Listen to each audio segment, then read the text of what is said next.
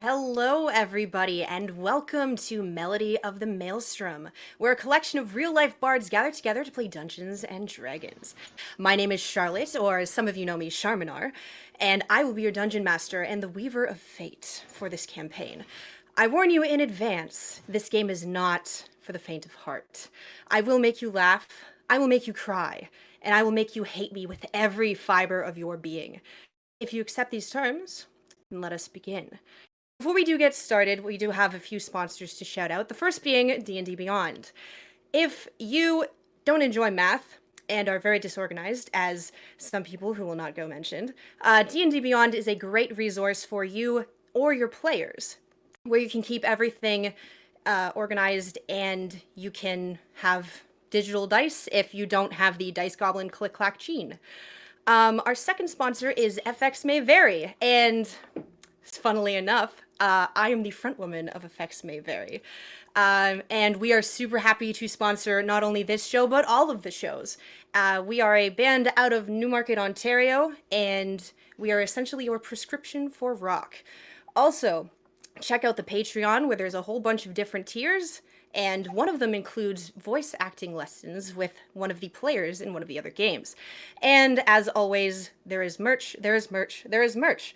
You can check out the Dire Bear merch on the Twitch channel, where I'm pretty sure they have a really sweet sweater that I'm probably going to order at some point in the future. With that, let's get those title credits rolling and everybody introduced, shall we?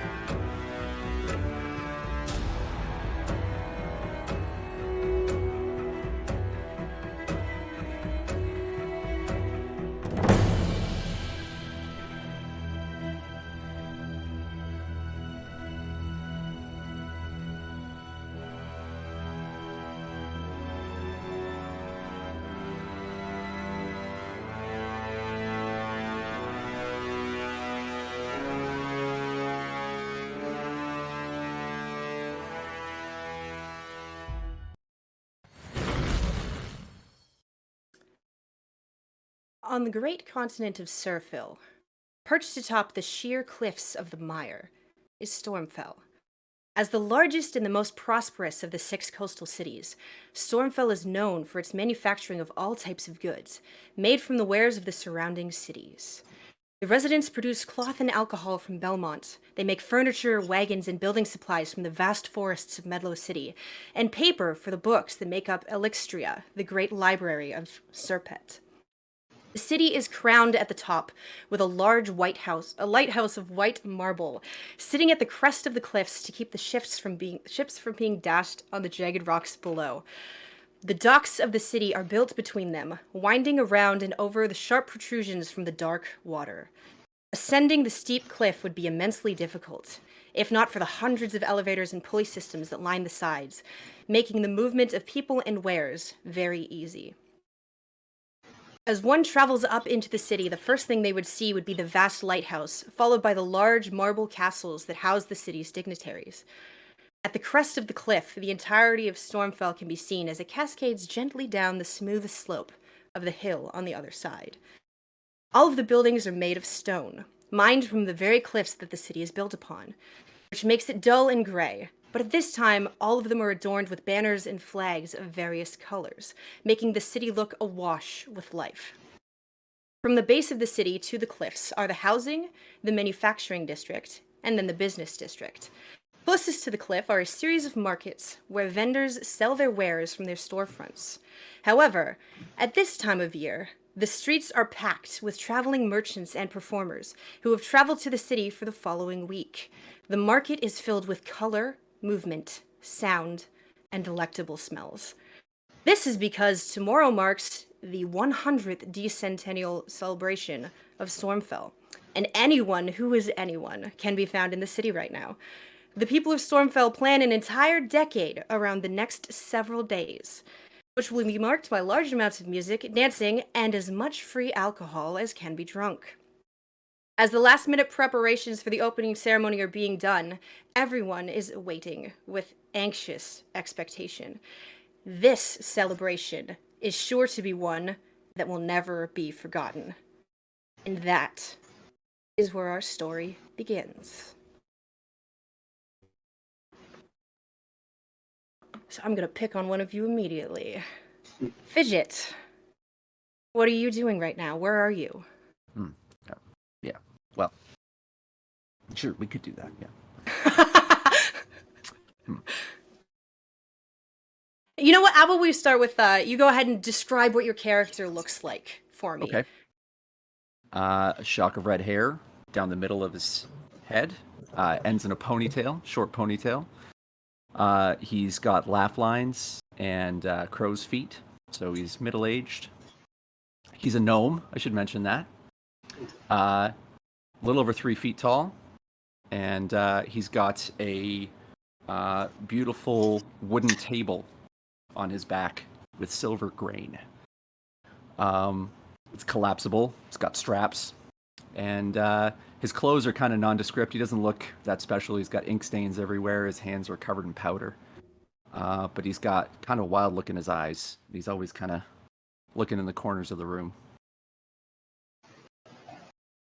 And where are you currently? What are you doing? What would Fidget be doing right now?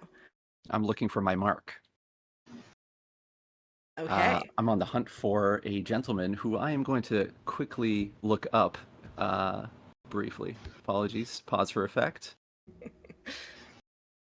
His name is Hector Windlance, and I've heard that he knows a thing or two about a thing or two. So I'm currently in the city masquerading as a archivist and looking for information. Okay. So as you kind of begin to just make your way through the city, are you ascending from the docks? Are you already in the marketplace? I would probably already be in the marketplace. Okay. So as you walk around the marketplace, you can see that just there's really nowhere that you can look where there's not something happening. Essentially the celebration has sort of kind of already begun. You know, it's the pre-drinking to the drinking. And so you can see that all of these vendors are like shouting out their wares. You can hear that somebody's selling fish, somebody's selling necklaces. There's a blacksmith who's doing just a live demonstration, and he's just making sword after sword after sword.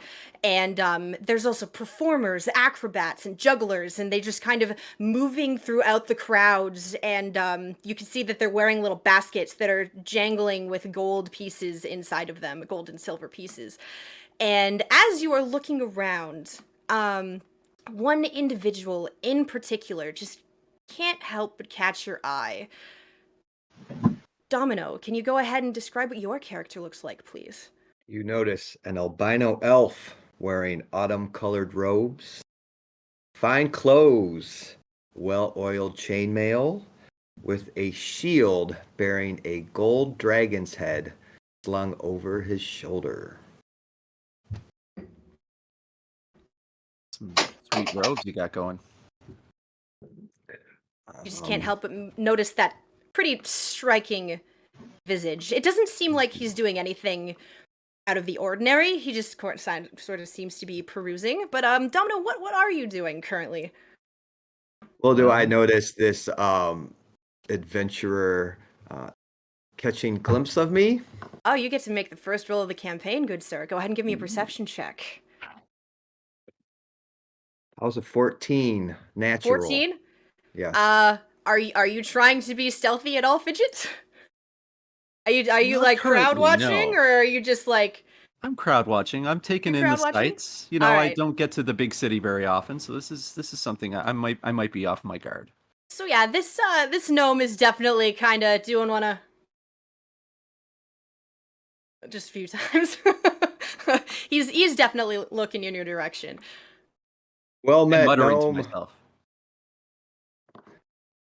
Well met, gnome. I am Sir Domino of the Woodland Realms. I am familiar with your folk, as I used to be a diplomat with various gnome kingdoms. What brings you to Stormfell? Oh, you're talking to me. Oh, hi. Absolutely. I'm sorry. I thought it might have been. Doesn't matter. Sorry. What's your name? I'm Sir Domino of the High Paladins. What brings Domino. you to Stormfell? I'm looking for someone. Interesting. Do you know anybody named Hector Winlance? To be honest with you, this is the first time to the city. I am here for the Decennial celebration. Perhaps I can help you. Maybe. Maybe we can help each other. What are you here for? Other Where than the party. where the winds of fate happenstance me is where I will be. And it seems fate has deemed that we meet.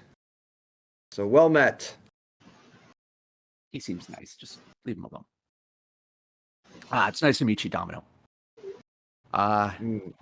Maybe we should find some food. Maybe we could Sounds great. explore the city together. How about we find some fine elvish wine? My treat. I hear the elves do the wine real nice. Let's try Indeed, we do. Some Arbor Gold. Let's find a tavern. Let's go. Okay. So as you two start making your way off to the tavern, you guys start kind of winding your way through the crowd and everything. As you guys start breaking off in that direction, we're gonna sort of shift down to the dock area where one of the large merchant ships is just beginning to come into dock, and you can hear all of the yelling of the crew members down to the dock hands, and they're tossing down these really thick ropes, and the ship is being tied off. Rendell, what are you doing while all of this is happening?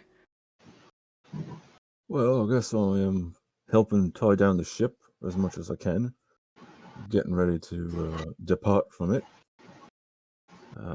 I'm Rendell Seahorn. I'm a human male, about 6'2", lean but muscular build, covered in mostly nautical themed tattoos. The first place I would probably stop for is the nearest tavern. So after, pardon me? That would be convenient. Sure. Well, I've already started. I have a flask on me that I'm taking a few nips from. As I will depart the ship. Okay. Is there anything visually striking about your character? Like anything that, at first glance that people would be like, oh yeah, that's what that dude's all about. Probably his tattoos. He's covered in mostly nautical themed tattoos. So he would not be very hard to think of what he might do for a profession. Okay. And whilst you help out with everything on the ship and just make sure that everything is squared away and in the correct place, and you make sure that there's no work left to be done before you do start making your way up towards the city. Bovitus, where are you right now? Well, I would most likely be at the barracks, or perhaps touring the city, having recently departed the barracks. Anybody looking at Bovitius would see a very tall, straight-backed minotaur, very short, coarse brown fur, with a halberd and a greatsword crossed across his back. He would be wearing his dress uniform for he has just been honorably discharged. Yeah, not dishonorably. I was gonna just say discharged, but honorably discharged from the armed forces with the rank of major after 20 years of service. And he's touring the city with his military liaison before joining the party as a civilian for the first time. All right.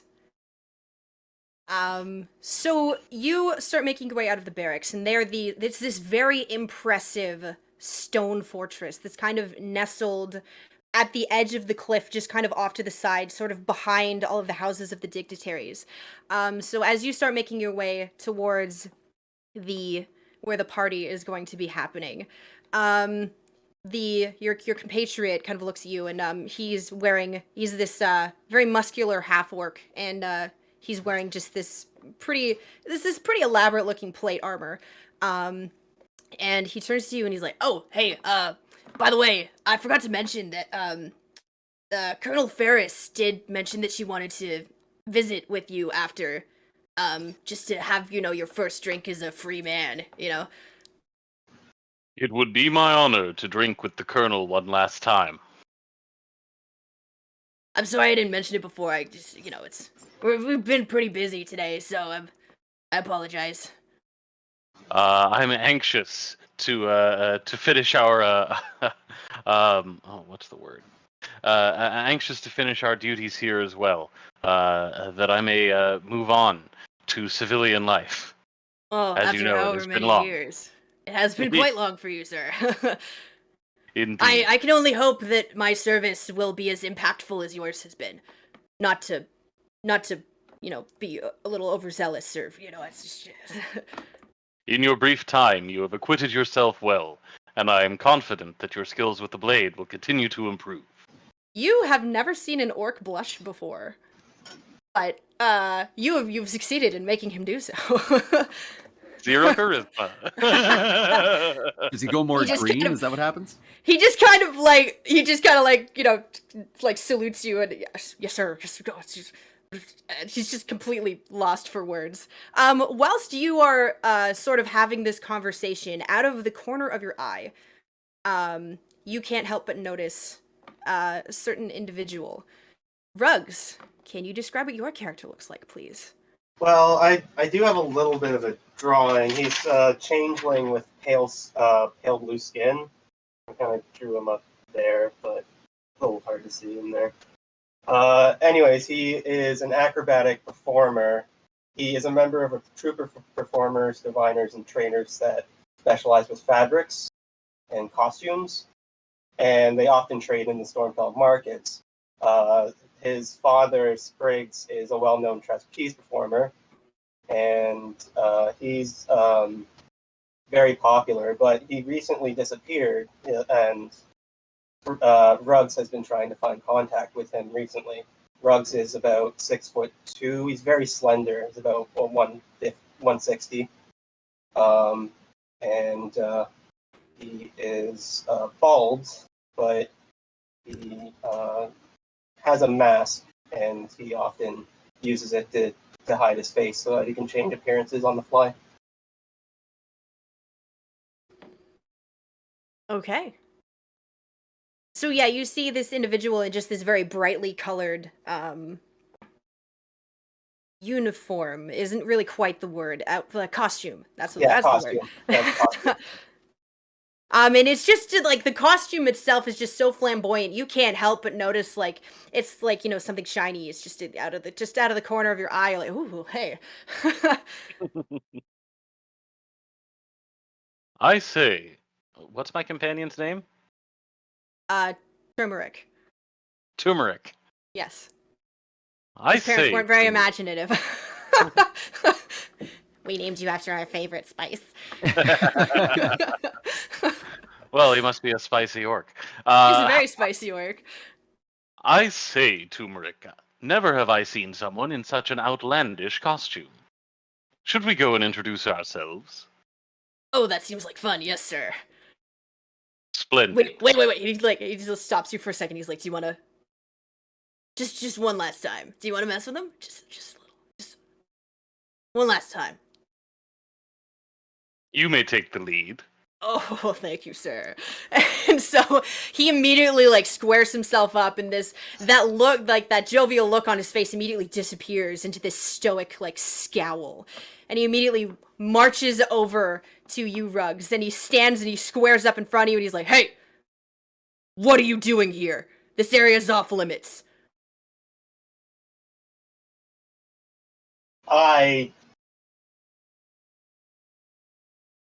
Off limits, you say? I take off my mask and reveal his face as a half-orc. What do you mean? I've been here this whole time. Did I stutter? It's off limits. You can't access it because. And he immediately turns to you, Vividius. He's like, "Help me, man." I'll walk over and I'll say, Turmeric, when was the last time you looked in the mirror? Has to think about it for a second. This morning, sir, while I was shaving.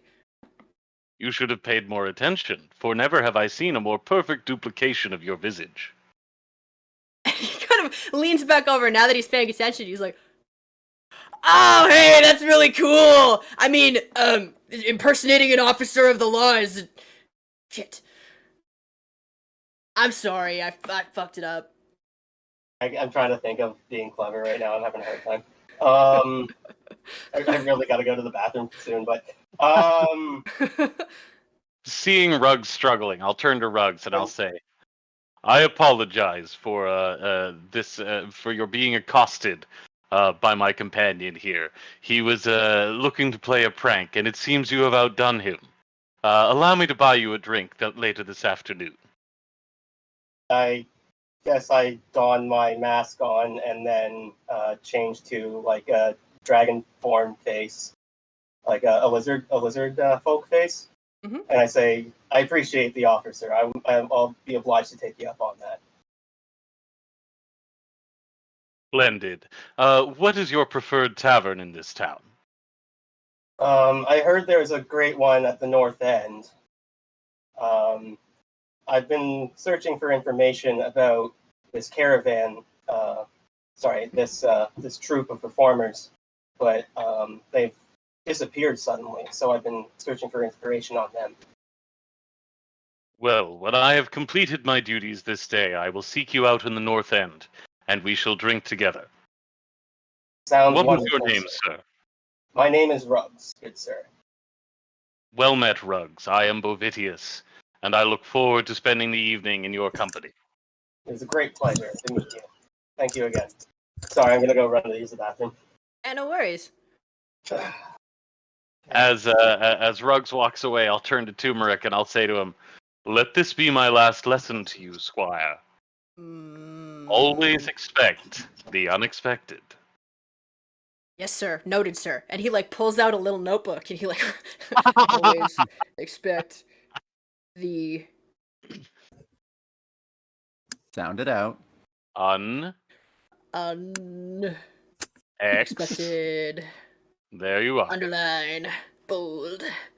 Got it. I'm sure one day your skill with the pen will match your skill with the blade. They say the sword is... No. They say the pen is mightier than the sword. I shall suggest to the Colonel that you spend the evening in the library before you visit the tavern. Oh, sir, no. But an hour. Fine. Only because you asked me to. And I'm only looking at the books with pictures. I'll nod graciously to him as we continue our tour. Okay, so as you...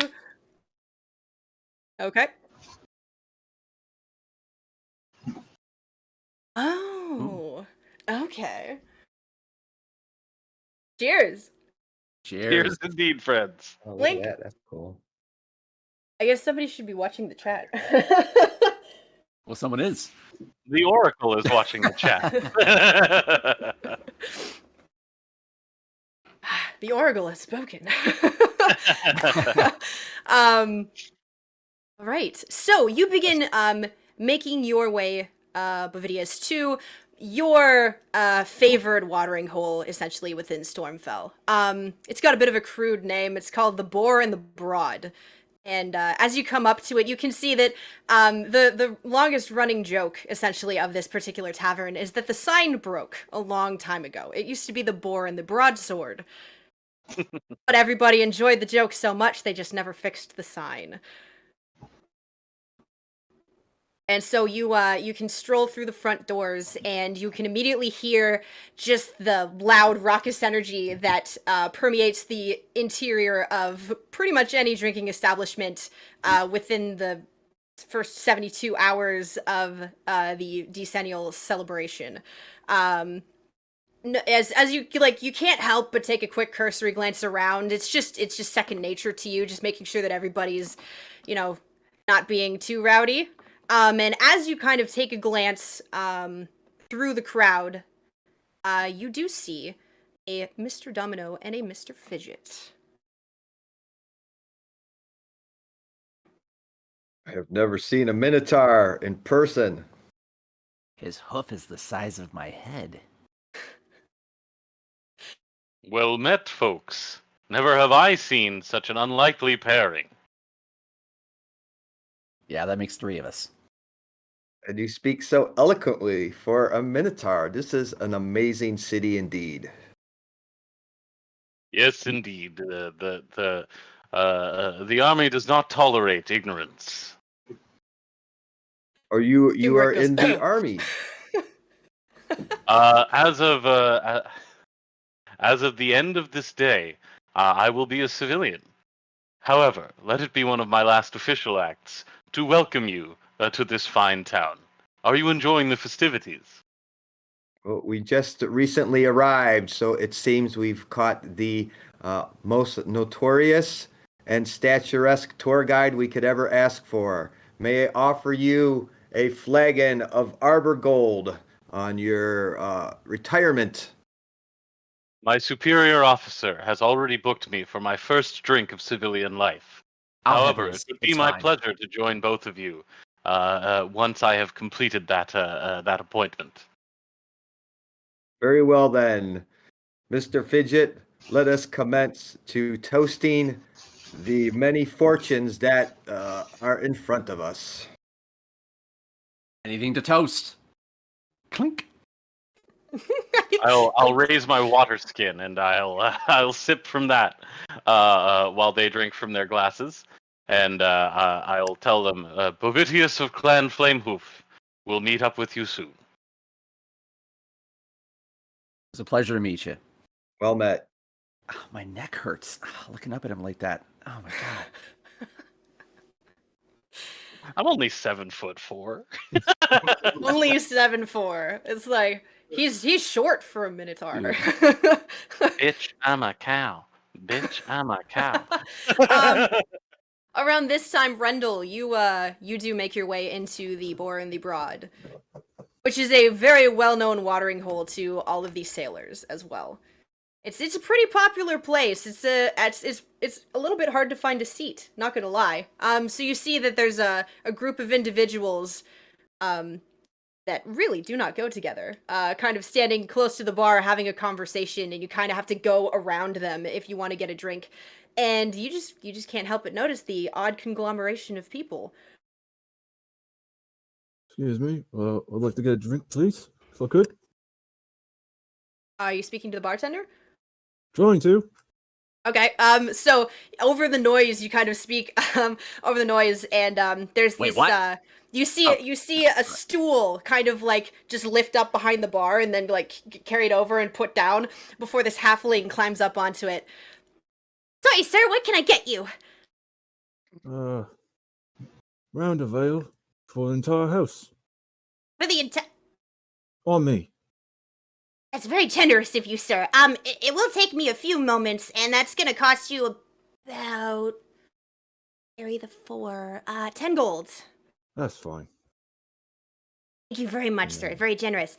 He hops off of the stool, and you see it lift up and like go over. And there's this there's a bell with an anchor just kind of engraved into it, and he puts the stool down in front of it and climbs up onto it, and ding ding ding ding. Hey, hello everybody. There's been a round butt for the house, and you hear like everybody hey, and all the cheering and everything, and quite a few people come over and clap you on the back because they saw you buy the round, and so hey, thanks, buddy. You know, it's gonna be free at midnight, but it's not free right now. Hey. Well, like you said, it's not going to be free until midnight, so everyone drink up. I'm close by, right? Yep. All right. And all of you get like flagons of beer placed in front of you as that little halfling is scurrying around with his stool, trying to like frantically trying to serve everybody. He does have a half elven female who's who's going around with a tray and everything, but she seems about as wasted as everybody else, so she's not particularly helpful. You have a feeling that, like, so as she goes around, there's this table and it's like, oh, shots, we gotta do it. She's like, okay. And like, one more, I don't think I could. Just one more. I'll walk over to this girl and say, Colonel, I thought you were going to wait for me. Who's that? I'm sorry, do I, know you? Oh, perhaps I've mistaken you for someone else. Yeah, I think maybe you did. I don't know any cows. And then she walks away. Where is the Colonel? I'll have to start without her. So Turmeric, closes the book that, the kid's picture book that he was looking at because he really doesn't want to go to the library. And he comes up and he pokes you and he's like, also forgot to mention, she said she wanted you to meet her in her office. I swear to the gods I'm good at this job, man. You know I am. You just wanted to go to the tavern. No, wait, that, sir, is an accusation that is entirely founded. Yeah, you're right. I'm sorry. I mean, I kind of wanted to have the first drink with you. It's like, what is the Colonel doesn't spend any time with you. I'm the one who spends all the time with you. Let us join our new friends. Run along and send one of the guards to the Colonel's office and let her know that we've been unavoidably delayed. Okay. Yeah. Anyway. He turns around for a second, he's like, got you, bro. And I'll go over and I'll sit down with Dispel and Fidget. Or Sir Domino and Fidget.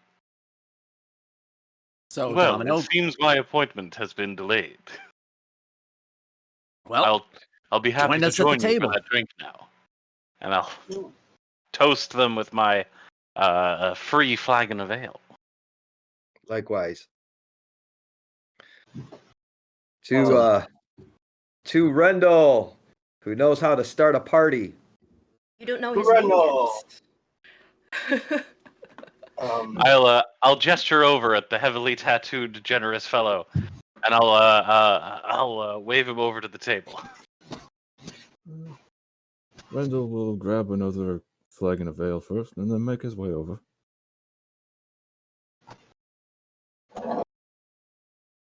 Chair. There's plenty of room. While all this discussion is happening, I approach the bartender and I ask him, I have a lowly 30 gold in my my pouch. May I perform out front of the bar to draw in more customers and I'll perform a higher wire act and do all sorts of acrobatics. Of course. Performers of all kinds are welcome in the Bar and the Broad.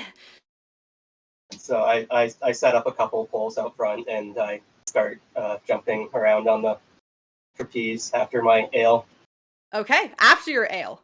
Yes. Ooh, go ahead and give me an acrobatics check to see Okay. or performance check, whichever you prefer.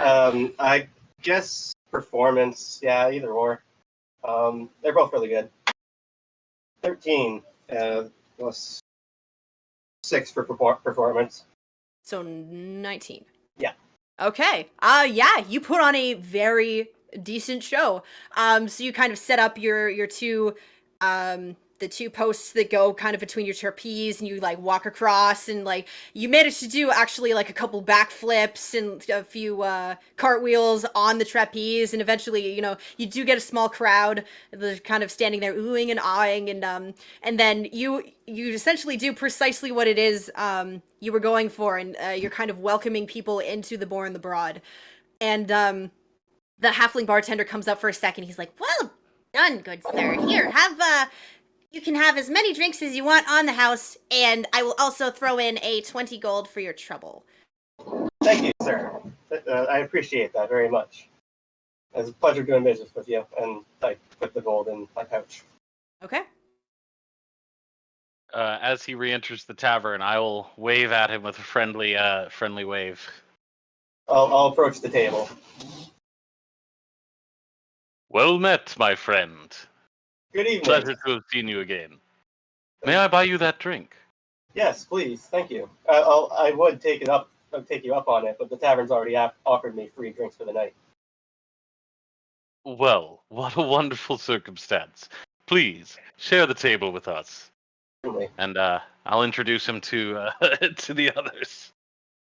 Yo. Well met. See, you're very agile and talented. Why, thank you, sir. Indeed, never have I seen somebody move quite so gracefully. I've learned so many tricks from my father, Spriggs. He's a very famous performer. You've probably heard of him. He's traveled all across Sailfill. Can't say What's the his name name? rings a bell. Spriggs. Spriggs Spectacles is the name of the caravan, the troop. I might have run across you guys in my travels. They're very famous, but recently they've gone missing, and I've had very very much hard trouble finding them. Might you know anything about their recent whereabouts? Do you have any leads? Well, my leads have brought me here to the town of Stormfell. But I've recently come up a little dry on their whereabouts. So you believe they have run afoul? Perhaps. Well, I have this pendant on me that my mother gave me that usually draws me towards the caravan. It's a trinket, but it's recently lost its power and they've just vanished, I suppose. I don't know where they've gone. What could cause such cancellation? Perhaps they've gone to the depths of the ocean for all I know, but I'm not sure. Well, magic must be at work, at least. My mother is Valdekian, so perhaps they've gone home for a little bit, but I wouldn't know why my dad would stop performing. That is strange indeed. Never let it be said I would leave a man in distress. If you require aid seeking the whereabouts of your father, it would be my pleasure to offer my blade. I appreciate the offer, sir. I would not mind joining your company at all. You seem like very well-trained warriors, and it might help me in my searches to join your party. I'm not much Well, of if a you warrior, but I'm pretty helpful. Well, if you believe your father has befallen some evil, I'm surely would be willing to lend my sword to help right a wrong. Thank you, sir. I appreciate the nobility. I'll nod at Sir Domino, also appreciative of his magnanimity. Well met. So So where are perhaps you we've all all been from? brought here. where are you all from? It's kind of strange to have a table with a gnome, a minotaur, paladin, and with all due respect, whatever you are. Changeling, sir. I'm a man of all sorts. Yes, quite a fine talent he has. He he made quite the impression upon me when he took his mask off earlier and displayed the face of my companion. I like to have fun pranks like that. I have impersonated many creatures and had picked up many stories through my hubris. Well, I will look forward to hearing many of those. To your question, sir, I hail from the great savannas near the center of our continent, though I have served in the military for the last 20 years and not been home since. What brought you to the big city? Well, a band of deserters from these very armed forces once attempted to negotiate with their would-be captors using my clan as hostages. Uh, I cannot imagine what tragedies would have befallen were it not for the bravery of a lone swordsman in that patrol that day. Quite inspirationally, I must say, I felt called upon to learn the ways of the blade and hopefully lend my services to others in a similar predicament. Well met. Very honorable. Very honorable stead. You will make a fine protector, I'm sure, to many. And you, with your stout shield, surely you are quite the protector as well.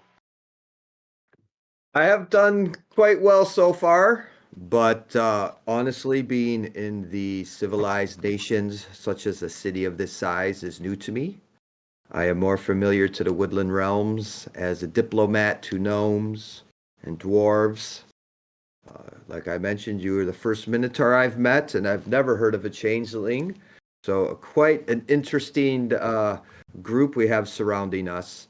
And it seems fate has brought us together. But if I could spread truth and justice and help those in need, especially with such fine folk as yourselves, I would certainly be ready for it. And I will drink to that. Yeah, let's drink. Cheers. Cheers. Don't have to tell me twice. You said they were holding your clan as hostages? Many, many years ago. I've served in these in this great city for 20 years now. I was but a foal, not yet through the rites of manhood, when these events occurred. What clan are you from? Clan Flamehoof.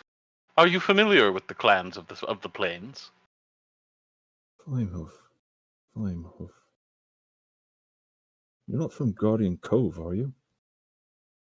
Indeed, that was where I was first stationed.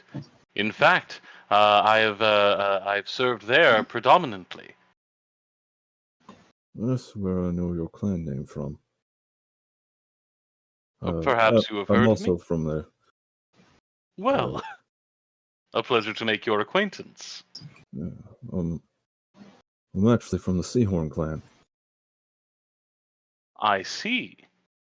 Well, should we find ourselves upon the waves, I will look to you for your leadership and experience. Yeah. Oh, I mean, you can do that, but it's your funeral.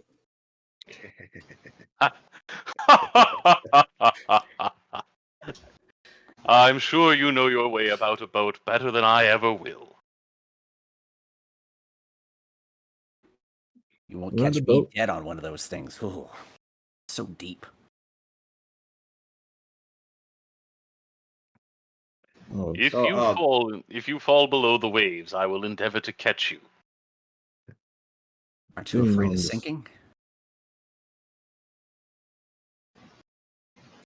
So, Bovitas, since you have been in the watch here for going on 20 years, you've been through one of these decentennial celebrations with the free drinks, is it not anarchy and chaos past a certain point? Well, this will be the first time that I have experienced these events without needing to be on guard. But I will say that previously, the stockades do find themselves crowded. Interesting. That is very true. I have spent my time there once or twice. Well, perhaps that is where you heard my name before. I mean, it's Well- possible. Well, I hope that you served your time honorably and peaceably, and it is a pleasure to meet you on the right side of the bars. Honorably, maybe? Peaceful, yeah. I mostly fell asleep.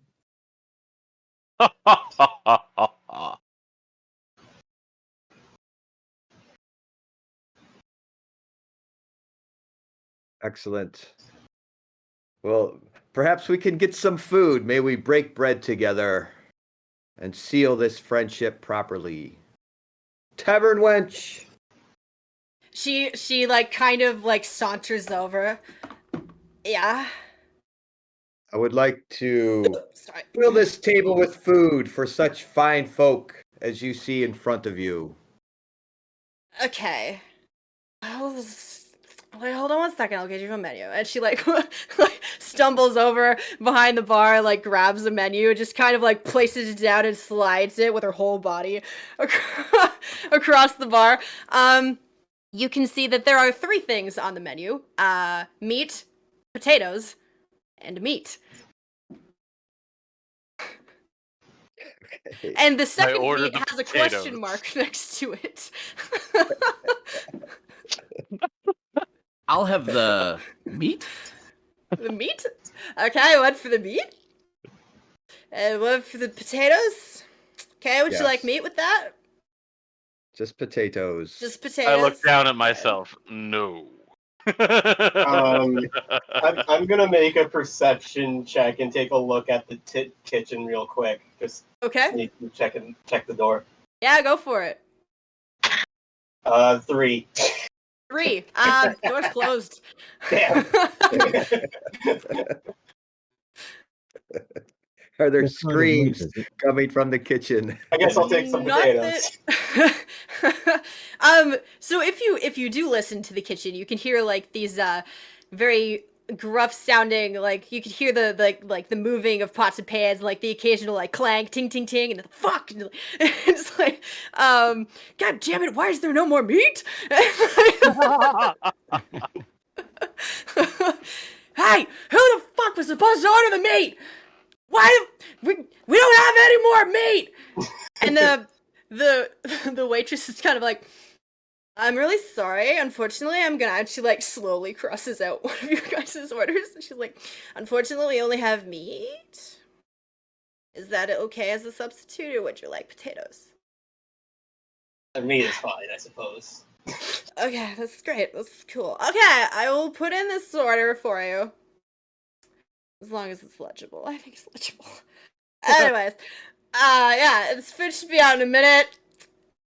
You guys should have some shots. You should totally do some shots. They're on me. They're on me. And the halfling like shoots her this glowering side eye, like, no, the fuck, they're not. She's like, stop. Just give them. Just take it out of my paycheck. It's fine. He's like, oh, I will take it out of your paycheck. And then they have like. So she goes to put your order in in the kitchen, and as the door opens, you can see it's this very large orc who's you just catch a glimpse of him for a second. He's got like there's 2 shaved sides of his head and this big thick black mohawk that goes into a braid, and he's not wearing anything other than pants. My God, No, they can't. nothing. Totally would not pass a health inspection. But that's probably why meat with a question mark is on the menu. Is turmeric back? Yeah. So, as I'll, actually, I'll, so, as you turn, expecting to see Turmeric, the doors to the tavern open, and you see this this beautiful half orc female, and she is dressed in very similar armor to you, Bovidius. And you can see that she has this very large great axe just kind of slung casually across her back. You can see these intricate, like her armor only covers up to. She's got like the muscle shirt of armors. So her arms are bare, and you can see that she is shredded. She is like make most men jealous. Like, don't go to the gym with this girl. She-Hulk shredded. And you can see all these beautiful, winding, intricate black tattoos that are just going all the way down her arms to her fingertips, which are tattooed entirely black. And you recognize her as Nyx Ferris, Sergeant Nyx Ferris. And she strides over to you. I'll stand. Vividius, sir. At ease, Nix. Unfortunately, my mother has sent me with a message for you. She's not going to be available until around 7. Unfortunately, a few individuals got a bit rambunctious, and she did have to send a few people to deal with that, and so she will be waylaid for maybe the next hour or so, sir. I'll nod and say, if she requires my aid, she has but to send a guard. I will look forward to seeing her when she is available. I will come back and escort you there myself. Thank you, Sergeant. Dismissed. And she salutes smartly and turns and walks back out of the tavern. And as she opens the door, she's like, "Put that rock the fuck down!"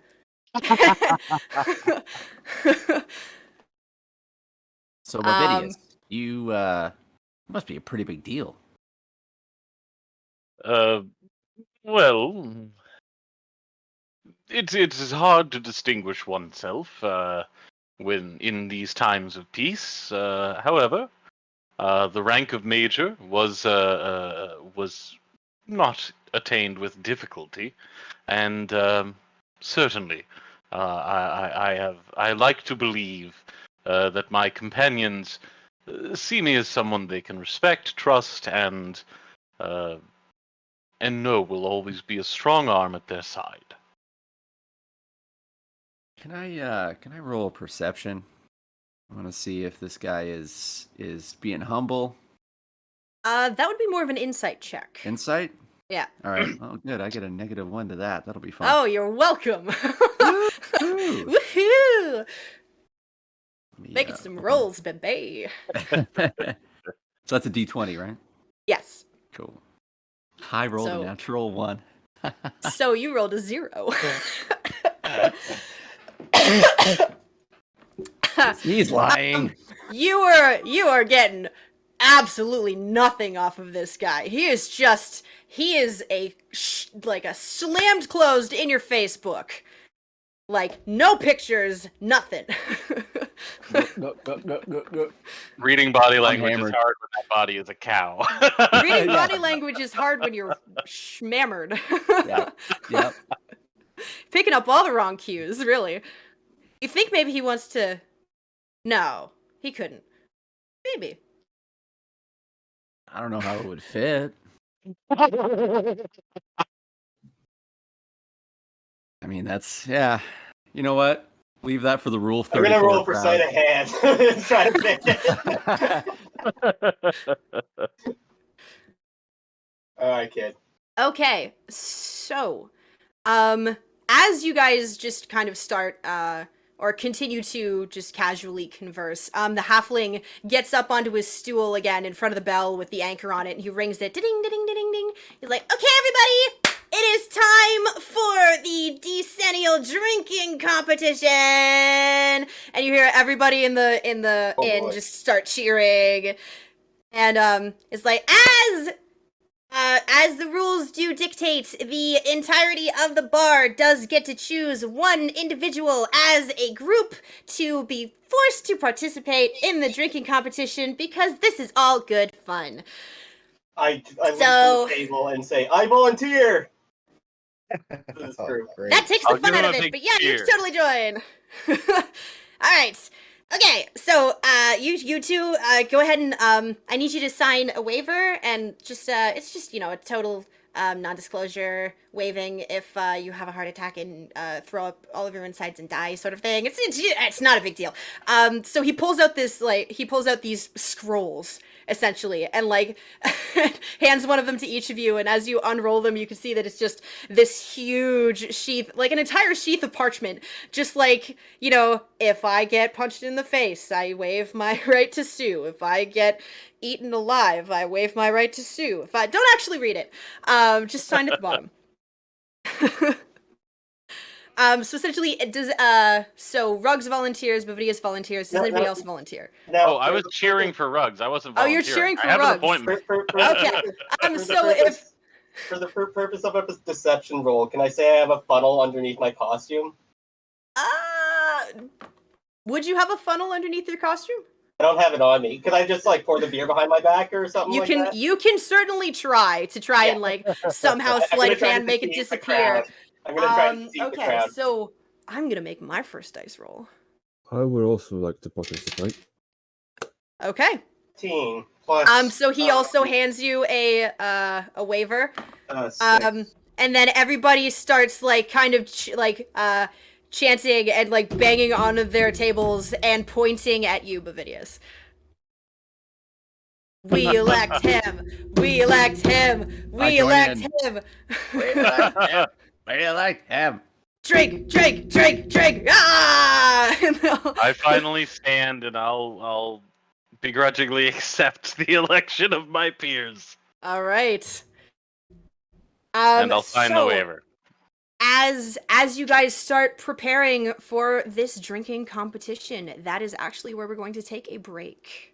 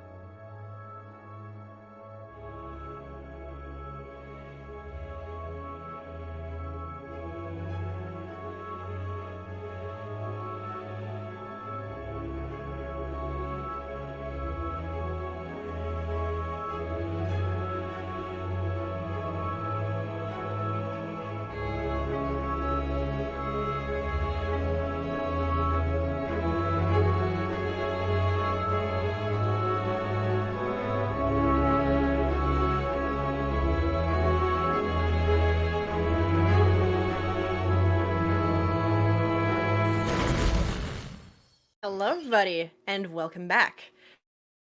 So essentially, all of you are preparing for this drinking competition that is going to be happening.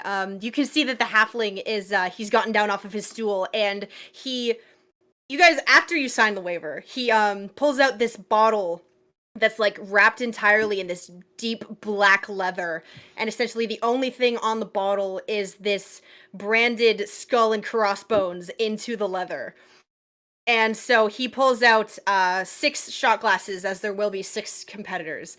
And everybody just kind of like, you can hear all of the scraping of chairs and tables as everybody clears a space. They're all trained. They know what they're doing. They all clear a space in the center of the room where they've left just kind of set up already a table with 6 chairs around it. And the halfling goes over and, like, jumps up and puts a shot glass around the table in front of each of the chairs before he motions for all of the competitors to sit. There's a human, a half-elf, a tiefling, a dragonborn, and you two. Wasn't Rendell involved as well? And Rendell, yeah, sorry, Yeah, you that three. was I'm currently wearing my That's what mask. I said 3 people, but then my brain didn't do the connecting of the last I'm dot. currently wearing my mask at the table, but I have like 2 horns protruding from my head. Okay, so essentially, the halfling is gonna come out and he's like, okay, gentlemen, hands on the table. And so he expects you to put your hands flat down on the table. I put my one hand on the table, and then I use my other one to take off my mask, and I'm going to roll an intimidation check, and I'm going to say something. Okay. I rolled a natural 20. Oh, Wow. God. Wow. Okay. My intimidation's already good. So I'm going to say, I hope your stomach's as big as you are, because my constitution has far surpassed my race. Who are you saying this to? To Bovidius, to the person I'm competing against. Okay. I'll look over to him and I'll say back to him, I see you know whence from to take your cues. The drinking begin. And All right. So the halfling goes around and starts pouring this caustic-looking green liquid into each of the shot glasses. Oh, And, Jaeger. And so essentially, he goes around to each of the shot glasses and he's like, all right, gentlemen, here are the rules. You are not allowed to get up. If you pass out of your chair, you are out. If you throw up, you are out. If you do not drink your shot, you are out. If you throw... No, I mentioned that one already. Yeah, I think that's it. Don't die and have a good time. And everybody starts cheering and, like, banging, rattling their hands on the tables and, like, chanting, drink, drink, drink, drink, drink, drink. And the halfling's like, on 3, gentlemen. 1, 2, 3. Everybody roll a con save. I will roll. I'm 2 drinks in already. I'd say Bovidius is as well. That's a 6. I'm trying to... Oh, God. 6 plus 2, that's 8. 2 plus 6 is 8. Oh Wow. boy. So it kicks Oh, both our asses. The cows are aligned. There we go. All right. I rolled 7. Did anybody roll above a 10?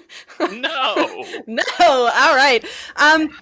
So as you guys drink this surprisingly viscous green liquid, for a couple of you, it immediately wants to come back up, but you kind of manage to muscle your way past it, and it's got this very orangey, citrusy kind of taste, which immediately just kind of, it's this warm heat that, like, sort of burns all the way down your esophagus. It's not to the point where it's uncomfortable, but it's definitely noticeable. It made me very wobbly when I started standing up, but I managed to stomach it. Yeah. So essentially, if you rolled below a 10, you are pretty drunk. Yeah. Right now. You can see that the orc is managing to kind of hold on to his constitution here, and the other 2 immediately vomit. just like completely like they drink it for a second and they're like haha, and then like immediately like simultaneously projectile vomit, just like thankfully away from the table, which obviously doesn't help any of you with the smell of everything and you all being so close to being sick yourselves. Okay, so When they puke, Fidget now, raises his glass. Yeah, here's all a right. question. Because I'm impersonating Bovidius and I have actor, do I have advantage on deception if I'm trying to say that I'm drinking something and then I'm not drinking it? You looking like Bovidius does not give you any Advantage? bonuses Okay, to your you sleight of gotta tell hand, me. essentially. You gotta tell me. Okay, fair enough. Then I'll just roll with the 1. Okay. All right. I'm going to take a second drink, but I'm going to try to chuck it over my shoulder. The halfling is gonna kind of everybody laughs at the 2 individuals who've thrown up. One of them immediately like throws up and then passes out of the chair. He's like, Oh, "Yeah, boy. you 2 are definitely out." Okay, so 4 plus slow down, 6, dude. that's a 10. Okay. For deception? So hold on 1 second. For deception? Yeah. Okay. 10. So you're trying to kind of like do some sleight of hand tricks to see if you can make the drink disappear without drinking it, yes? Yeah, I'm just trying to like throw it over my shoulder. Okay, so that's more going to be a sleight of hand thing than a deception thing. Okay, Deception is like when you're talking and you're lying, essentially. Sleight of hand is like if it's the same modifier, then I'll take the 10. Oh, no, it's 2, so it's a 6. It's a 6. All right. Yeah. So essentially, the halfling goes around and he pours your drink thankfully first. So I'm gonna roll a perception check on. Oh, he definitely notices. So essentially, he pours yours, and this time, as he's pouring it out, it is this bright, vivid orange. So he pours out the drinks into each of the 4 shot glasses, and you kind of go, "What's over there?" And throw it over your shoulder, and everybody in the bar is essentially like, "Hey, man, that's not cool. You gotta drink it. It's cheating. He's cheating. Finnick, he's cheating." And the halfling turns around, and he's like, "Are you cheating?" I tried. I guess I didn't succeed. Because you're a few drinks in, I'll give you another chance. But if you know cheating bad. Okay. I guess I'll obey the rules. All right, so he pours out another shot. Yours is now purple. Oh no! So everybody roll me a Constitution save as you go for your second shot. Everybody knows purple drink is the drunkest one. 1. A natural 1. Yes, a natural 1. All right, I will get to you in a second, sir. Okay. Oh I hope boy. you brought spare pants, dude. I still look like Bovidius during all of this. The real Bovidius steals himself, throws his drink down his gullet, and gets a 20. Nice, very good. Dirty 20, but a 20 all the same. A 20 nonetheless. Rendell, how did you do? Rendell has rolled a 15. Okay. So, Bovidius, not only do you manage to make have a very good constitution for this particular one. This shot tastes like black licorice, like the just that gross tart flavor. And Ooh. I don't like black licorice, so. Remind me not to buy you absinthe. That's a shame. But yeah, and so this one kind of, it feels like as it's going down, it numbs that odd warm sensation that you guys felt before. The only thing different about your experience, Rugs, was the color. It tastes the same to you. Bovidius, you managed to sober up a little bit, actually. So you're like, "Oh no, I got this." And you look over at the orc, and he's kind of looking back at both of you like he's got this too. Rugs, as you take the shot, you feel it go down. And then you feel it come back up, and you're like, "No, no, no," and you swallow it. And then it comes back up again. And so You just Yeah, vomit all the over entire table. your wonderful costume all over the table. You try to cover your mouth and it like spews out between your fingers before you immediately just pass out and fall out of your chair. I duck very He's like, quickly away to not get splattered on my One of dress the party uniform. members might have to put me on the wagon on the way out. That's what you get for it, cheater! It's like everybody... No, dude, I Okay. don't know you. I'm not bringing you anywhere. You're stuck. I'll walk over and grab him by the back of the collar. I'll drag him out, and I'll go to Fidget and say, "What I just witnessed makes abundantly clear why I take oaths against such indulgence." And I'll set him on the stool. Oh, fun. If only I'd rolled a different number on that D4. Well, Fidget's way more than half in the bag now. He's on beer number 3, so he's I mean, why would you even? He's a cow. Why would you even try and outdrink him? I don't even. Apparently, I'll be playing the role of babysitter. Okay. So as Finnick, the halfling bartender, starts coming around, he's like, "All right, third round, sudden death, gentlemen." And so he pours your final shots, and it is this black, just completely opaque liquid. And this is all coming out of the same bottle. You don't really understand what arcane mystery is going on inside of that, but you don't really want to know. And so you all kind of look at this, just this black sludge inside of your shot glasses. And he's like, "On 3, gentlemen. 1, 2, 3. Both of you roll me a con save. Oh, 14 here. 14. All right. Randall has a 21. 21. Very good. All right. So immediately, you both kind of down the shot, and it kind of just tastes like rum. It's definitely not what you were expecting. It's more surprising the lack of specialty to it, really. And then it hits you. Essentially, it is like getting hit with a freight train of drunk. So neither of you throw up or get sick or pass out, but you are 3 sheets to the wind at this point. And the orc immediately just like sways a little bit in his chair and blinks really slowly, and then just kind of just out of his chair. Doesn't throw up or anything, just passes right out. Like, you can see his eyes rolling back into his head as he just falls onto the floor. And Finnick kind of looks at you, both of you holding the bottle, like, this doesn't usually happen. Number 4? And he kind of turns to everybody in the bar. Possible to get another. Okay. It's your funeral? He's like, he pours both of you another shot. And it has now shifted to this very light purple reddish, like maroon kind of color. And as he pours it, his eyes go kind of like, oh. Okay, gentlemen. On 3. 1, 2, 3. Roll me a con save.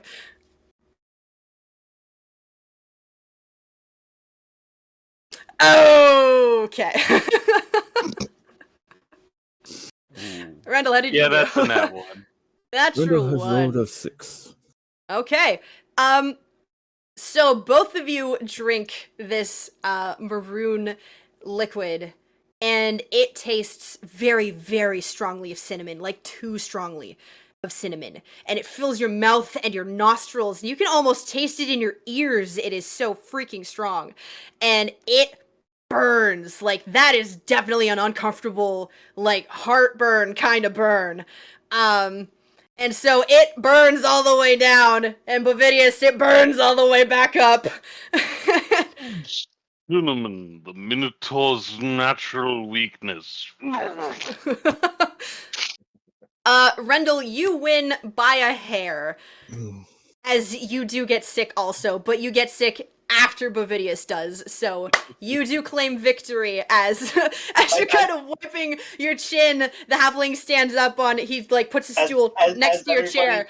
As everybody cheers for Rendell, I let out a kind of really drunk cheer, and then I fall out of my stool on the floor. The halfling, like, grabs your sleeve and, like, holds your hand up, and he's like, absolutely unsurprisingly, the sailor, ladies and gentlemen. Everybody give him a round of applause. Everybody's, like, gives you a very, very decent round of applause. You can hear cheering, and, like, a bunch of people come up and pat you on the back and congratulate you. Another round for the house.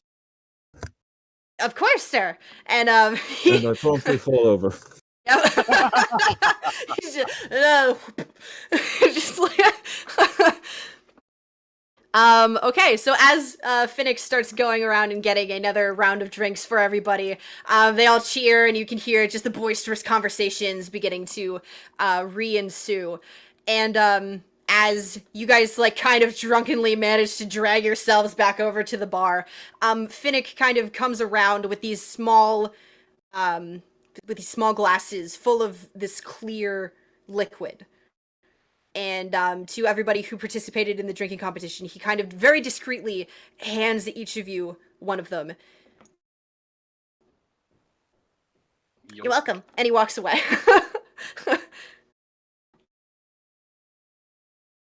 I'm still on the floor.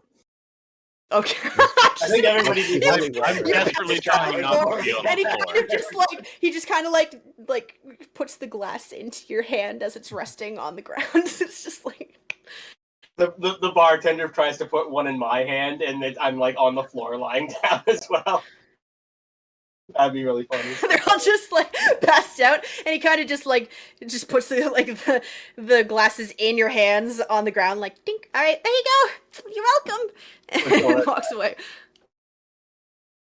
As I'm trying to get some of the vomit out of my fur, I will, looking at the floor, like it looks very comfortable. I think I'll the sip floor on is the just like an ocean of vomit at this point.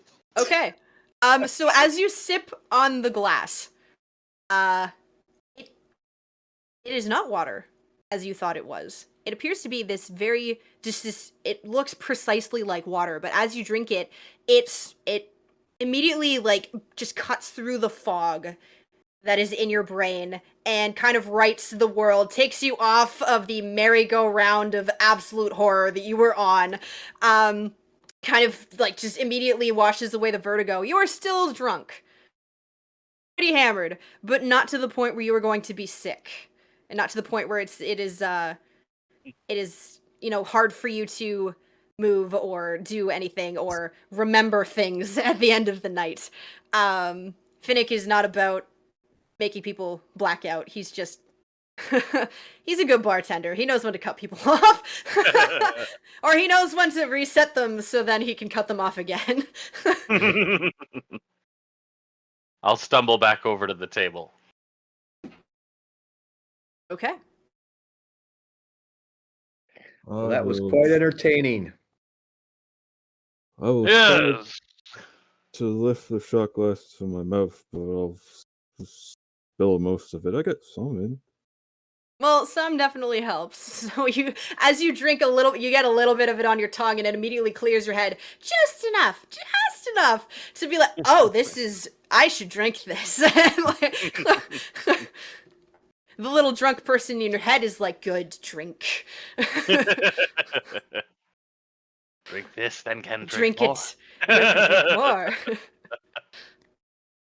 I kind of stumble over to Rendell and, like, kind of clap him on the arm.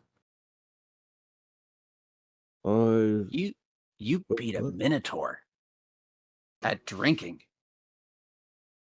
Where are you from? From Guardian Cove.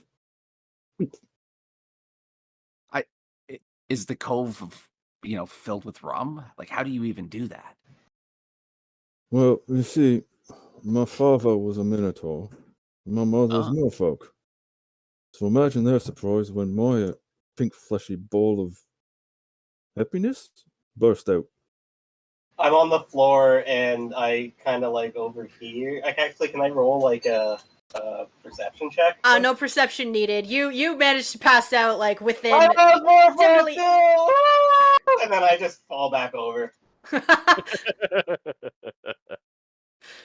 I've raised both of my eyebrows towards Rendell and say, "Well, a pleasure to meet a fellow Minotaur, though I would never have taken you for one." No one ever does, so that's fine. From now on, I'm calling you Iron Gut. Well, in fairness, this is the second time I've been in this competition. Would be my third, but they didn't allow me in when I was 12.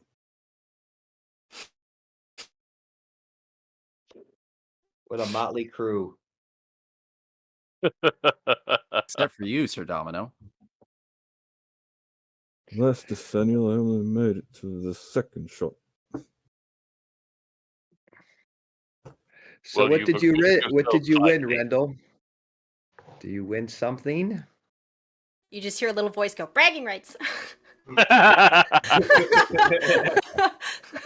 Well, I'm not in the stockades again, so we'll take that as a win. Fair enough.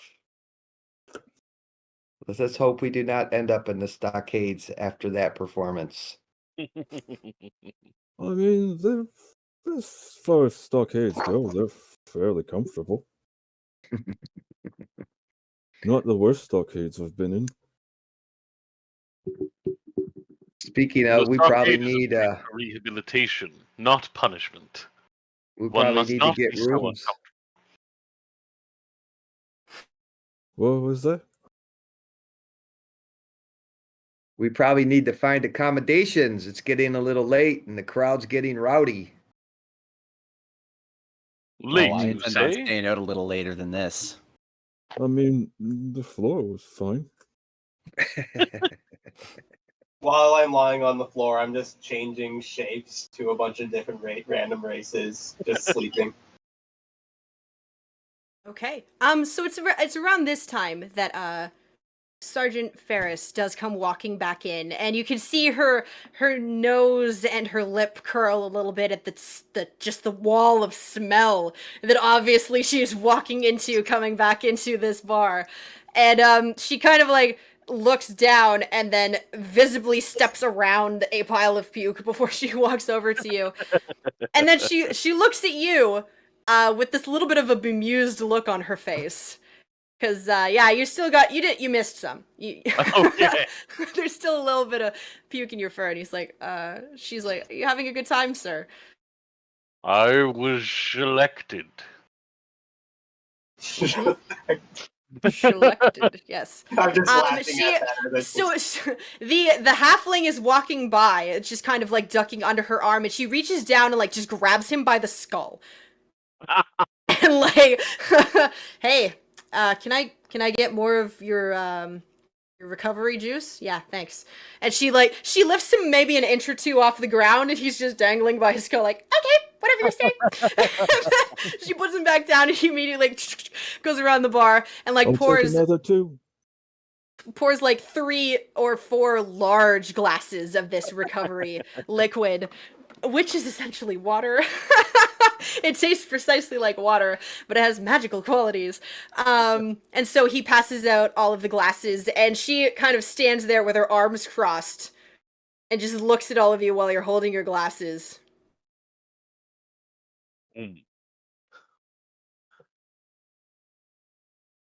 Rugs, do you drink yours?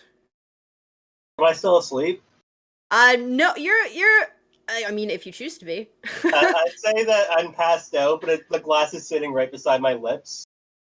So, like, yeah, I guess I tip it into my mouth because I Okay. see it. And I think So it's as you tip more and more of it into your mouth, you can feel that very, very thick brain fog just kind of like it's get pushed to the back. It's no longer at the forefront. It's still there, Do but I like just, you guys are suddenly wake up?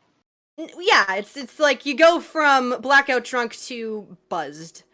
Like, you got a good buzz going. Okay, I'm back. Yeah, it's the equivalent of like running backwards out of a brick wall instead of running headlong into it. You're running. I don't remember any of the drinking contest, but I'm here again. No, that tracks. Yeah, you don't really remember much of the drinking contest. But this clear, watery tasting liquid is magic juice. How sobered up am I? You're pretty sober at this point. You've had you had a pretty thick buzz, and now after having another glass of it, you do manage to you can still feel that little tingle at the back of your head, like, hey, I'm still here, the tiniest bit. But but it's not going to impede any of your thoughts or your movements or anything like that. Good. I'll turn to Nix and I'll say, "Thank you, Sergeant." Welcome, sir. Somebody's got to look out for you. You know where the fuck Turmeric went off to? Indeed, I've plumb forgot where I sent him. He mentioned something about the library and picture books, so hopefully that's where he is. Although we both know he's more likely to go and join the festivities. I had asked him to report to your mother that I was unavoidably delayed. I thought he had returned, but surely I am mistaken. He's probably drinking somewhere, sir. Well, he is young. He will find his time in the scullery tomorrow more difficult than he believes it will be today. Shall we go and see your mother? That. Oh yes, let's. Are your compatriots going to be accompanying you? Would any of you like to join me and greet the law in this town? Is she Sounds coming with us? Quite interesting. Perhaps your journey will help me find my own, so I will join you. Yes. Surely she would be one of the best to speak with regarding any aid you may require. It will be my honor to introduce you. And I'll turn to Nix and I'll say, "Party of 5. Yes, sir. Watch there's a puddle of vomit on the don't get it on your boots. As she leads you towards the door. It's funny, Still your confident vomit, vomit, Vidius. but yeah. I know. I'll carefully follow her and make sure that there's no He's like, more. by the time we get I there. bring it up to the group Gets because a I wet realize nap off the counter. And as you guys are leaving, the waitress comes out. She's like, "I've got your Never mind." Like goes back into the kitchen with all the food that you guys ordered. I realize that half the party is covered in vomit, and I speak up and say, "I'm very well trained in fashioning clothes. Perhaps we should stop by a tailor shop, and I can grab supplies there, and we can grab new clothes for an affordable price." I would be remiss to part from my uniform prior to my official decommissioning. However, if the rest of you wish formal wear, I certainly will wait for you. Well, I will catch the half-elf tavern maiden and flip her a gold piece and be like, "We'll take some of those rations to go." And then I'll grab a baggie or a sack and throw them in there. Oh, just a burlap sack with a bunch of questionable meat in it. Because my So she comes back out with these plates covered in meat, and it's just slathered in gravy, which is why there's a question mark, because there is no way that you're going to be able to know what exactly you're putting in your mouth, just because there's so much gravy. And she does like bring it out in these little sort of like cardboardish sort of bowls. They are prepared to have people like order takeout. So That'll work. Very good. You've never seen wood so thin. It's very impressive, actually. Okay. But yeah, she like closes it and closes the lids on them and hands all of them to you and puts them in a little sack for you. And as she does, you can see the grease already starting to stain the bottom of the bag. Here you go. Very good. You paid, right? Yeah, you did. And she just walks. here's five silver pieces as a tip. Oh, thank you. That's really sweet of you. Have a good evening. She just kind of stumbles away. Like, As this is all going on, I quickly go to a vendor I'm familiar with because my family trades a lot of silks and clothes, and I just quickly change out of the gross puke stuff that I'm in and get okay. into a clean set. Oh yeah, you can pretty easily find. There are many vendors of which you are. I'm familiar with most of them, so I just Yeah, stop you, and it's yeah. They know you. Yeah. And one of them kind of gives you a look like again. Yeah. I'm I'll, chaotic neutral, so yeah, that checks out. While everybody else is shopping for clothes, anybody who chooses to, I'll lean into Nyx and I'll say to her, could you please send a runner and alert the squad mage that I may need to be cleaned up a little bit? Of course, sir. Of course. Can't meet the colonel with Yep, can't do that. Certainly. Again, I was elected. I'm sure you were, sir. I don't think you would do anything like that of your own accord. Certainly not, though it would have been a great spectacle were I not participating. Did you win? Did you win?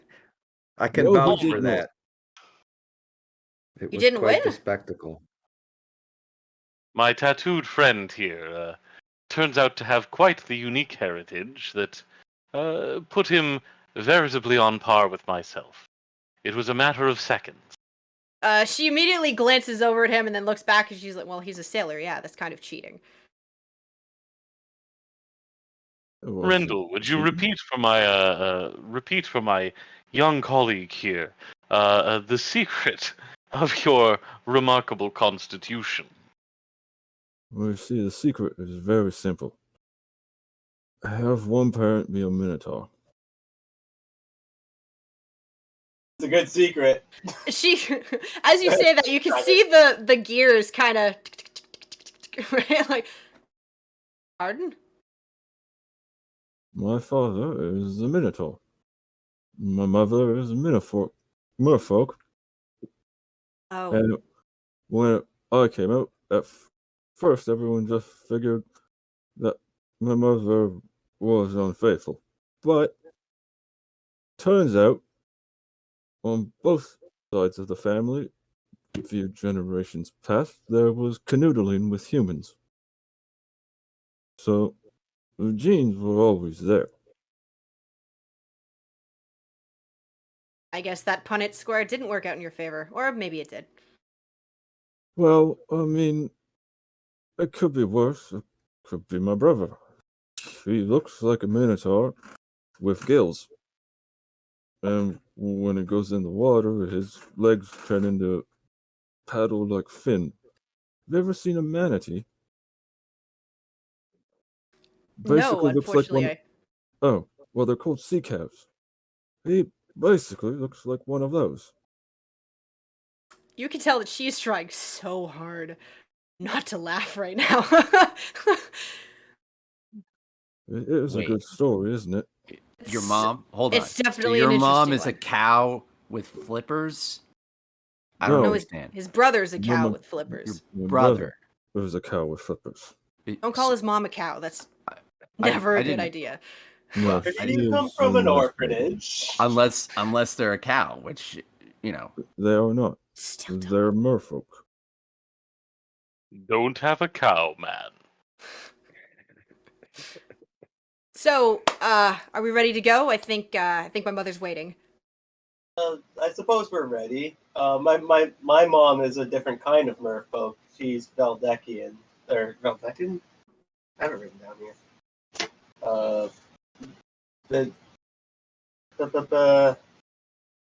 it's like she is a diviner and she has high psychic abilities. Yeah, Vedalken. Vedalken. It's a different kind of race. Yeah, yes. Chat has it right. Vedelkan. Vedelkan. Okay, I got it. All right. They'll cut. I thought I was the drunk one. I'm like 3 glasses of wine in, yes. Anyways, they're a tall, slender race. But Truly, 'tis a my marvel how father's much a we have changeling, in so common. I take a lot of the changeling attributes from him. I'm assuming you guys are kind of walking and talking, Yes, essentially. yes. Mm-hmm. So you guys make your way out of the marketplace, and just that din of boisterous noise does sort of kind of fade into the background. You can still hear just all of the revelries that are going on as you guys make your way through the very large marble castles that serve as the houses for the dignitaries before you guys get to what is the fortress of this particular city. And you guys can see the tall, thick stone walls just guarded by this very intricately built wrought iron gate that has 2 individuals kind of stationed on either side of it. And as you guys are walking past, they kind of look, they glance first at Nyx, and then they look at you, Bavidius, and they don't even question it. They just let all of you walk by. I'll give them a casual salute as I walk through. All right. So she essentially so there are 3 really buildings essentially in here. So the wall surrounds this very large kind of courtyard, and you can see that there's all of these this sort of training area. There's like a jogging track, and then all of these wooden dummies with all of these like cuts in them from swords and axes and all of the other various weapons that have been used in training upon them. There's an obstacle course, and then 3 large buildings that kind of enclose the training course that's in the center. Bavidius, that the far left building is the mess hall, and then the longest building in the center is the quarters for everyone. And then the building off to your right is where all of the officers' quarters and their offices are. So Nyx kind of turns and begins to make her way towards the officers' building. She kind of glances at you with a look that says, you know exactly where you're going. So she kind of stops and says, "Sir, I really don't think that you require me to walk you all the way there. You know precisely where you're going, sir." Naturally, and I thank you for coming to rescue me from the clutches of society one last time. No problem, sir. Anything I could do for you, I will. Thank you as well. I second the notion. Excuse me. Sorry, I heard- yes, what are all your names? Apologies, I didn't ask. Very rude of me. My name is Nyx, Sergeant Nyx Ferris. It's My name is very Ruggs. nice to meet your compatriots. Nice to meet you, Ruggs. Professional performer extraordinaire. Man of many faces. Nice to meet you. Nice to meet you. I am Sir Domino of the Woodland Realms of the High Paladins. Thank you. Thank Sir you for Domino? rescuing us, because your city is full of interesting times. That's a weird way to say debauchery. Well said. And you, good sir. She looks at you, Fidget. They call me Fidget. I heard something about a library. Not here. Well, there are a couple. It's more for soldiers. It's part of the academics that some of us embrace. Well, I like to learn everything I can in any place that I travel to. So, is there any way I could get into this library? Maybe not today, but another day. Perhaps at the end of the week, once the party is over, I can sneak you in. End of the week. End of the week. We are a little bit short-staffed at the moment. With the celebration hasn't even started yet, so you can understand that we're a little stretched thin. Probably tell them. Don't tell the populace that. Yeah. Surely I could escort him at least to see the library prior to our departure. Of course, sir. Yes. Of course. Splendid. In fact, let us all go on a tour while we wait for the squad mage. I'm sure my companions would enjoy seeing the fine work we do here. It's so she kind of looks at her watch and or like the little timepiece that she has. Sir, it is 7:45, so I'm going to have to insist that you do visit the squad mage, and then she is not a woman to be kept waiting, and we both know that. Of course. I will take them afterwards. And with that, I'll give her a formal salute. She gives you a formal salute back. Dismissed. Sir? And then I'll lead the group, ducking into the quarters quickly and waving over to the mage. Pardon me, dear. Pardon me, soldier. A quick prestidigitation, if you could.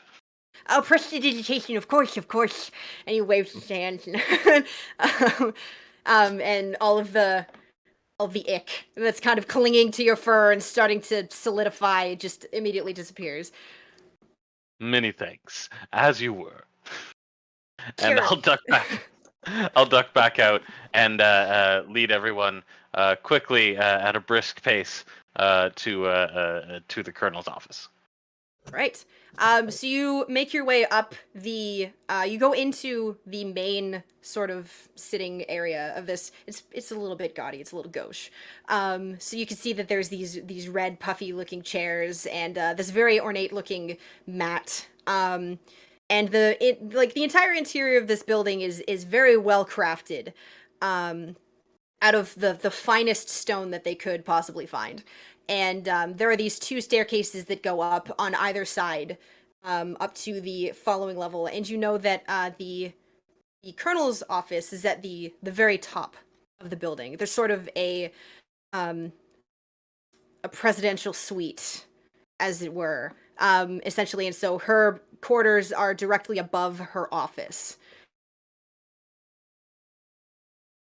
And so you guys make your way up the stairs. And yeah, you go ahead and knock on the door. No answer. I'll knock again. Okay. Knock. No answer. I'm going to take a perception check and sneak around and take a look through any windows that are nearby. So this. I rolled a 7. If that's cool. So you may be hampered by the fact that you are currently on the 3rd floor. Could, because of my acrobatic talents, is there any nearby space that I could like jump around? So there are offices on either side, essentially, that you can kind of just ledges? quickly dart into and see if there's a window in there. Okay, I'll do that. Perception would be 2, so that's a 9. Do I see anybody in the windows? A 9. Beats it. All right.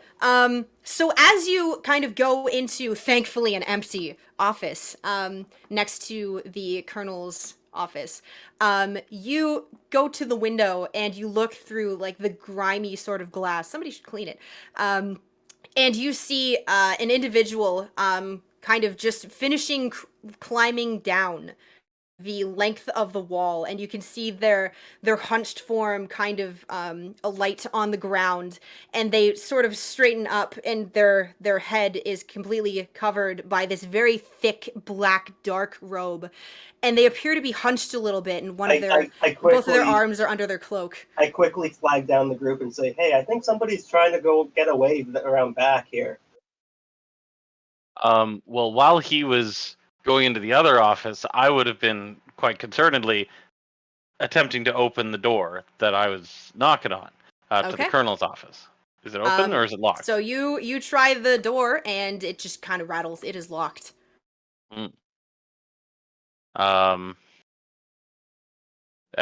guess at that point I'll turn and I'll say, well, surely it would not be appropriate to break down the door.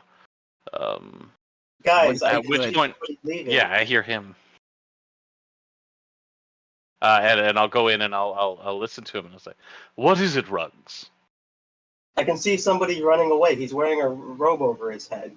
He's leaving the office right now. What on Right. earth? On what floor? Well, he's descending the floor. Is he descending? Is he trying to? So he's this individual is on the ground now, and they're Oh, kind of okay. scurrying He's away on the from the ground building. floor now. He was coming out, and he seems to be running away. Go get him. At this point, soldier's instincts would kick in, Okay, and so I would bash down that door. All right. So we're gonna I'll get to you, Rugs, in a second. So essentially, actually no, Rugs, are you going after this individual? I would be, but that's 30 feet. Let's say I see like a clothesline on the way down. I'll try to perform an acrobatic stunt and twirl around the clothesline to make a clean landing. There is no clothesline. This is an office building. Or an office building? Yes. Okay, well, I okay. rolled a 5 for an acrobatics check, but I have 6. No, I have +5 for acrobatics, so that would be a 10. 10. All right. For descending. So there is a full window in your way. Like, I so you kind of like breaking out through the window? No, I would be trying to just jump down because I'm on the 3rd floor, right? Yes. So you're in an office. Oh, I'm in the office. You're seeing this individual. You're in the office and you're seeing the individual down through out the window, I suppose. Okay, so you're gonna just like fully just jump through the window. I'll jump out the window and I'll just try to land on the closest ground that I can find. But that could be like a 3-story drop. It is a 3-story drop. Yeah, it's not hypothetical, bro.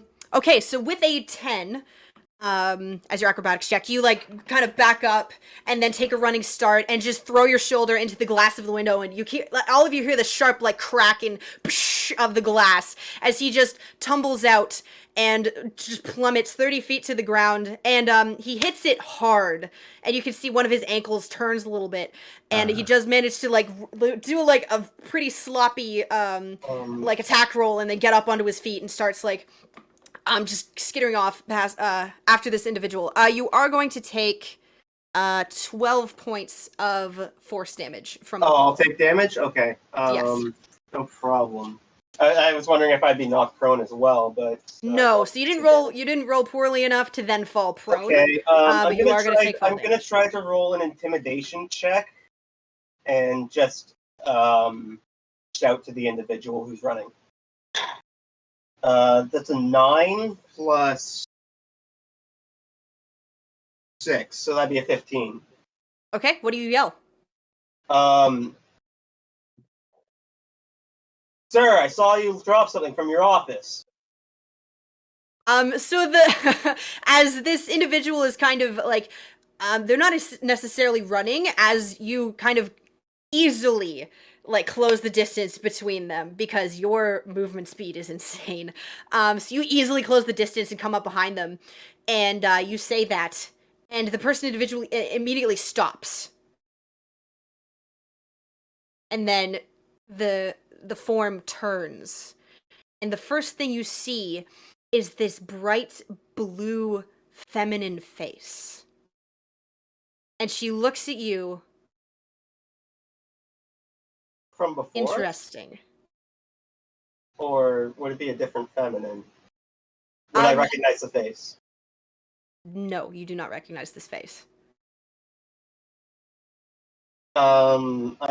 I put on my charm and say, well, good evening, ma'am, I suppose. I need to find my pen and take that damage still. Okay. So is everybody else busy doing other stuff? Yeah, everybody else. So I'm gonna loop back to you guys in 1 second. Stress, I just no gotta. Okay. Yeah, I got a door to break down. Providius is breaking down a frickin' door. You guys are breaking all sorts of shit in this office building. Office army 2.0. office. She gets wrecked.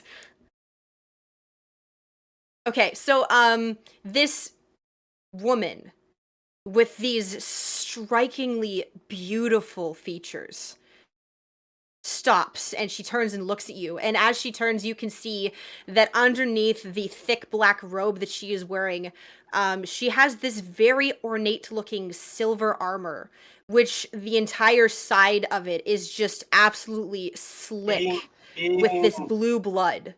Being somebody who's an expert with like silkware and clothes, would I recognize the robes that she's wearing? So this appears to be just a plain black sort of cloth. Okay. It's just a regular robe. Okay.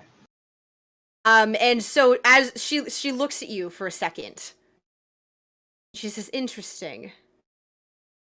Not today." And she snaps her fingers and immediately disappears. She went invisible, eh? I don't have the ability to see anything like that yet.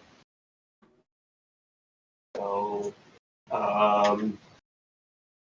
I have any movement left, or have I used up a lot of it already? I'm gonna say you used up most of it. You jumped out the window, and that is the catching up with her used all of your movement. Can I just like try to make like a quick tuck and roll to try to tackle her? If like you can certainly try. Okay, well, I'm gonna try to like leap forward in her general direction where I last saw her. Okay. 7. Would that be acrobatics or athletics? You're trying to grab her. Yes, it's definitely it's definitely an athletics check. Okay, well that'd be -1, so that's a 6. All right. So you essentially just see her form just shimmer and disappear in front of you, and you're and like try and lunge forwards, and your arms just close around thin air. Okay.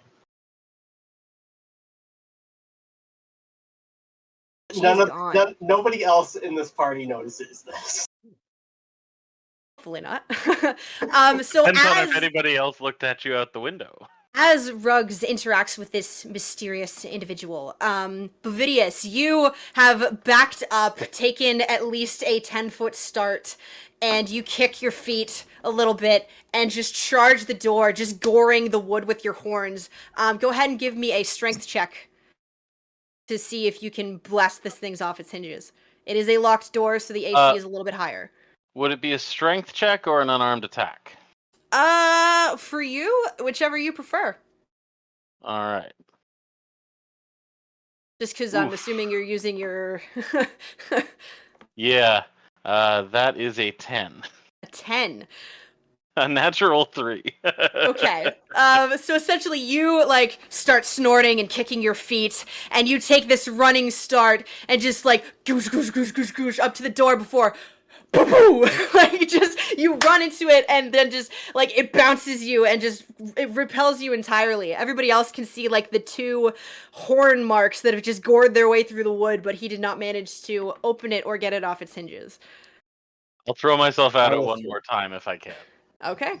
And if Domino wants to help, I would more than appreciate that. Would anybody else like to try and assist as Bovidius kind of sits up and I will throw my shield over my shoulder and take a diving jab into the door. All right, go ahead and make me a strength check. No, that would be a 6. So, yeah, you just kind of hit it and then bounce off as well. This door is robust. Yes, well built. And I could do that one more try. I think Fidget wants to help, but I'm in a rage. That's a 19. That's a 9. That'll do it. All right. So essentially, now this door is. You are not getting the best of me, you stupid piece of wood. So you back up and you can see like everything around you just kind of begins to tint with red, and your snorts get louder, and you can feel the blood pumping through your muscles, and you just charge the door, and there is this a combination of metallic and wood just all being rent and shattering as you just kind of blow the door in half. You just bisect it as you go entirely through it. And what you see inside the office shocks even you. So you can see that the Colonel's office is impeccable, or it was. You can see the the bookshelves that were once lined with the many tomes that she held very dear to her heart have all been just taken off of the shelves and strewn about. There's paper shredded and just tossed everywhere. And the desk, this thick oak desk, has just been overturned. The drawers pulled out, everything overturned. And laying in the middle of this entire mess is the orc woman that you recognize to be Colonel Abrianna Ferris, laying in a startlingly large pool of her own blood. And you can see that the window has just been shattered, like burst outwards in a similar manner to the one that Ruggs went through. And you can see this trail of blood that leads to the window and then out. And on the wall, written in that same crimson, is this large symbol, which appears to be a swooping S with these two lines descending down from it. I'm sorry. I just realized something I could do quickly as a bonus action. I'm going to activate Arms of the Astral Self and spend a key point. And if there's... do I have to see the creature? Hang on. When I do creatures within 10 feet, I choose must make a dex save throw or take 2d6 martial arts damage. Which would be... I'm probably going to rule you have to see the creature. Okay, no problem. But I'll just still do it out of frustration, I guess. Yeah, go for it. Okay. Yeah, so you guys can hear, like, the... If anybody's looking out the window, I grow an extra set of arms, basically. So that might help with perception. He's totally trying to Machamp grab her. I'll rush to the fallen orc and see if there's any wounds I can bind and what conditions. She's still breathing. What's going on with her? Go ahead and roll me a medicine check. Natural 18. Okay.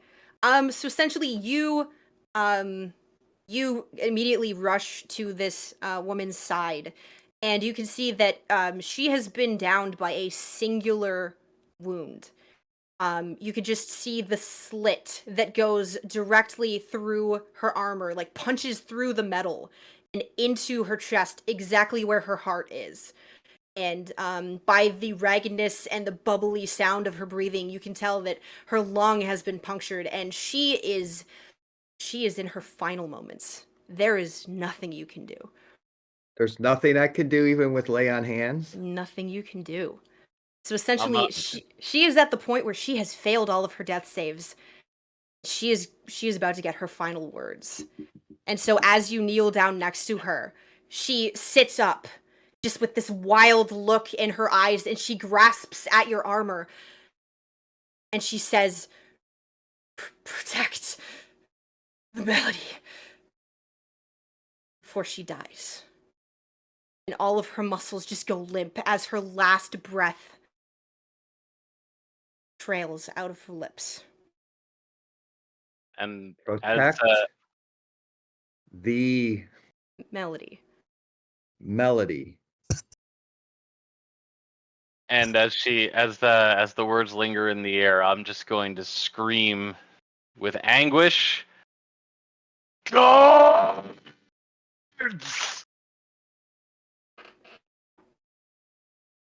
So as you scream that, you hear a set of very heavy, like, footsteps coming up, and the last individual you wanted to see in this very moment appears in the doorway as Nyx looks at the scene around all of you, and she looks down at her mother, who is laying in a very large pool of her own blood. And for a moment, her face is flat. And then you can see all of these emotions just passing through her eyes at once: confusion, pain, and then anger. A deep, pain-fueled anger. And you can see the snarl, that just goes across her face as she looks at all of you, as she reaches back and pulls her great axe off of her back. What have you done? And that is where we're going to end the session for today. All right. Very good. All right. So thank you so much, everybody, for joining us for the first episode of Melody of the Maelstrom. We are so happy to have all of you join us for this evening. We hope you enjoyed it. A very quick yell out to our sponsors again, D&D Beyond and us, Effects May Vary. We also have a Patreon individual to shout out tonight. A big thank you to Mama Bear for sponsoring us. We love you and we appreciate you. Everybody check out the Patreon, and we have merch available. We also have so many other amazing games that are available on this channel right here. If you're a fan of vampires, you can join the Valley by Night game for a game of Vampire the Masquerade, which I have played, and it is a very fun game. There is also the Wednesday game of Falaskin Nights, and the Thursday game of A Knight's Ransom. All of them are run by ridiculously talented dungeon masters, and we are just honored to be just part of this amazing group of games.